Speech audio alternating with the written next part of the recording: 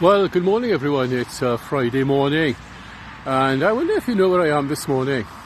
Well, let me tell you, I've come back to my roots. This is the Bal, as we used to call it as children. This is the ballast. There is seaside down there. Wow, what a change from my childhood.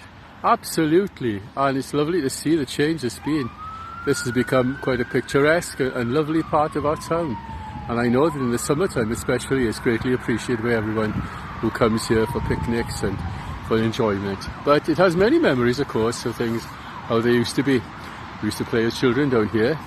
In the background there is Bethel and Siloa and St John's round the corner, the three Christian churches in this community that have testified to the gospel for many generations. Coming back to your roots, and that is something that's quite important, and especially at this time of year as well.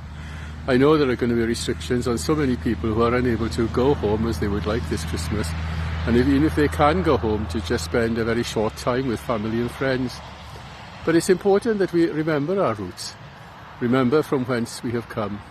And this seaside community is a lovely community of gracious, generous, humorous and kind-hearted people who have helped many of us in the formation of our lives as well, and have been an influence upon us.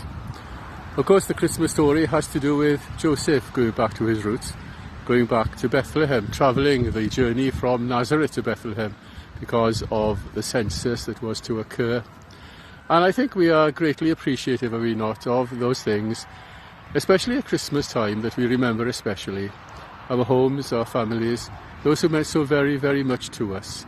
Those we remember especially at Christmas who are no longer with us, and we remember the good influence that's been upon us. Of course, Jesus himself was brought up in a loving home.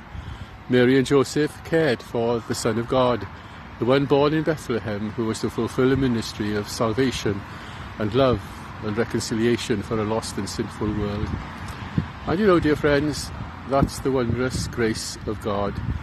And remember that Jesus was brought up in a home, in a loving family. He cared for Mary. Tradition has it that Joseph died at quite a young age, and then Jesus would have taken the responsibility of caring for his family until the time came when the ministry would begin. And for 3 years he lived upon earth, moved among men, and showed the amazing love of God. Christmas is not only for now, dear friends, it's for our lives. For we follow in the footsteps of him who has shown us the ways of love, compassion and grace, who has given us an example of what care and love is. And so, as I come back to my roots here in Seaside, I am forever grateful. But I am more grateful for what I learned in that chapel over there in Bethel, Seaside, of the Christ who lived and died and rose again. And we give thanks to God for that today. So, Lola and I are making our way home now. Did you enjoy your walk today, Lola? I hope you did.